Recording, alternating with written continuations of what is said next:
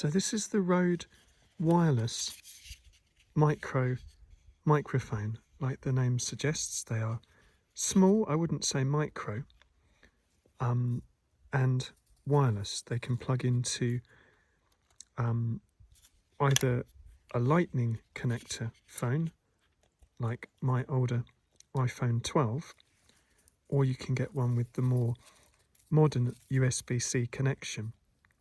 And this is the first irritant. It's not Rode's fault, but all these companies that keep changing their phone size, so you have to get a new case if you've got external lenses per phone, and they keep changing the adapter.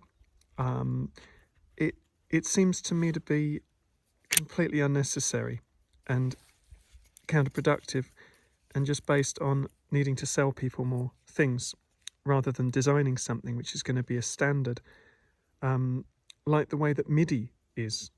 MIDI obviously can work over USB, but MIDI on a synthesizer hasn't changed since 1982 or whenever it was invented.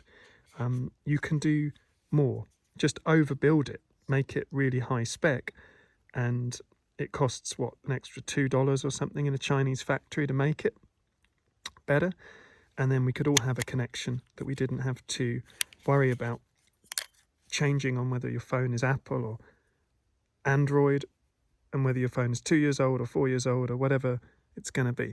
So that's my first issue, is that when I eventually get a better phone, this is going to be redundant and I will be stuck with yet another dongle, adapter, whatever it is. There's too many of these things in the world, and we need to get to a place where there aren't any at all.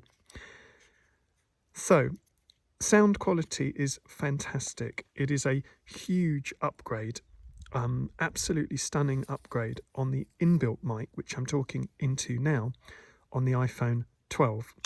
It also lets me be directional. So rather than just being locked into what my phone sees and the microphone picking up from the same angle, I can put one of these on my lapel, and I can put the other one, say, just resting on the floor, pointing towards me. Or if there are two people, I can put one on myself and I can put one on the other person. So far, so good. However, they don't attach via a clip, just from a magnet. And the magnet's not that strong. So the problem becomes, if you attach it to something thicker than just a shirt, like if you try and attach it to a jacket, it doesn't really hang on very well. So that is the second problem, that the magnet is a bit weedy. And especially if you do work solo, like me, but even if you're working with other people and you're on a busy set or you're on a busy location, it's very, very possible that this weak magnet is going to break loose. And you might find this in the field, but you might not be so lucky finding the magnet. So that is a problem.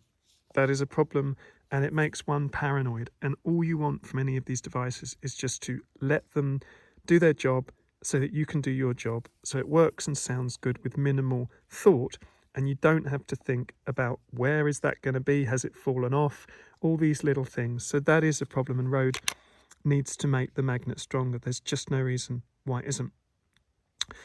The next problem is with the connector that connects to the phone. I already talked about the age-old issue of adapters and getting the right connector and all of that kind of boring stuff, but this is more practical, that this could have been a millimetre longer, and then it would have worked without me having to take the case off of my phone.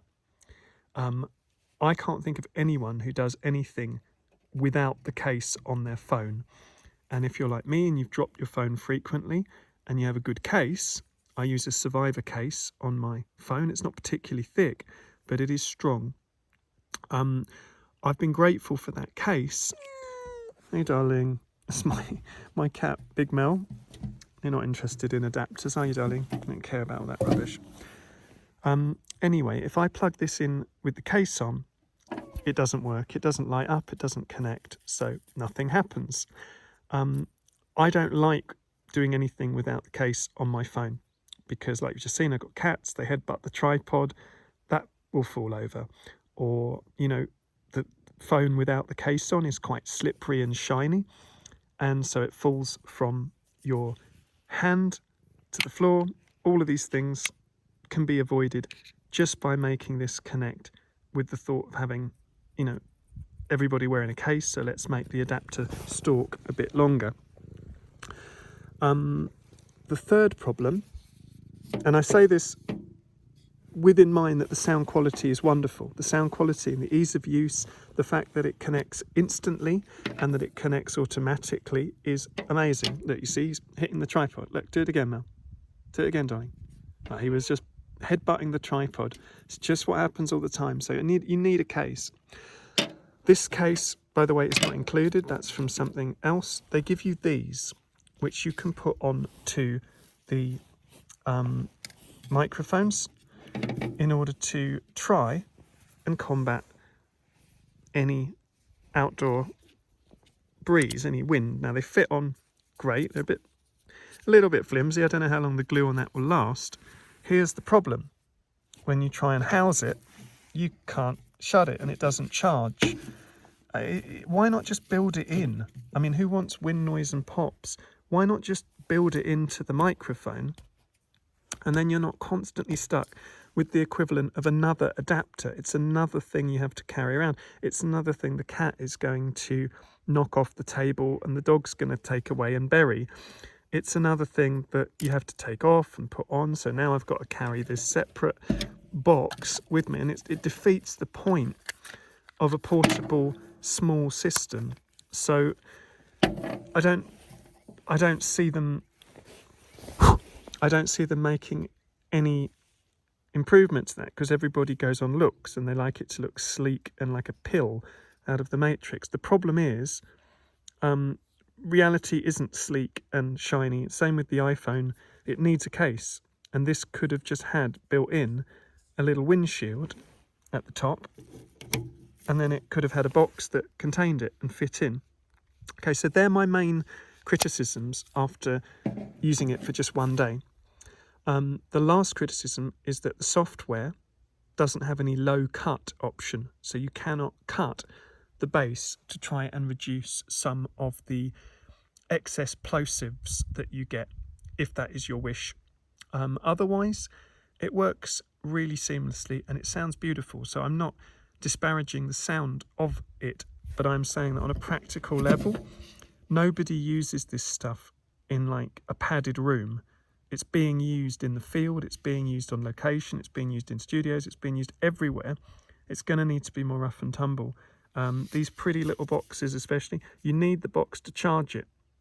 Now, how strong is the box? How resilient is it? All of these things make for me a better product. So I would give it 7 out of 10. 10 out of 10 for the sound.